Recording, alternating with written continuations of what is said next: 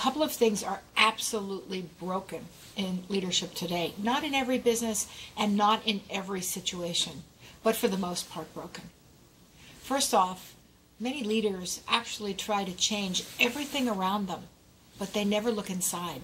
They fail to start with, how am I going to change to become the change I want to see in this organization? That's the first thing. The second thing that they fail to do is, a lot of times they say, I'm the decision maker. That's a very male way of being. Not all guys, but the research shows that men are more likely to be single decision makers and not actually try to build consensus. I'm sure every one of you knows a guy who's absolutely not like that. So I'm speaking in generalities.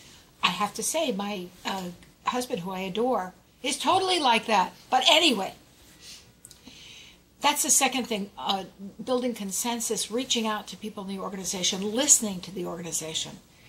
Not everybody gets to be a leader because they have big ears. In fact, most leaders got there because they're really smart, they make great decisions, they happen to have performed well. Well, where did listening come in all of that? In our society, possibly not true in other places in the world, the people who listen must be stupid. Because otherwise, why are they listening? They should be telling. So that's the second thing. There's a third part to what makes leaders, and that's, what do leaders do? Leaders do stuff that allows everybody else to know that they're a leader. And they have to be a leader. So there's doing and there's being. What we think of when we teach leadership is we teach people how to create a vision statement. We teach them how to give a very rousing speech. We teach them how to bring projects teams together, set the metrics, set the goals, get it all organized. So think about physically what that means. Most of the time, you're sitting in the executive suite. Most of the time, you're giving a canned speech that you spent a lot of time developing and thinking about. And then you're out with customers, you're out with Wall Street community, you're actually the face of the company, the living spokesperson and embodiment, the icon of the company. But where in all of that are leaders thinking about the actions that they take that turn into the mythology that actually makes people remember who you are as a leader? Are you connecting people to other people so that you're actually building communities? Are you helping the entire organization understand and release the fear that it holds, that's holding them back?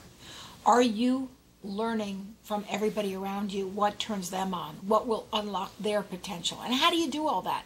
Guess what? You do all that by showing up at 7 in the morning when the trucks are pulling in and talking to the drivers.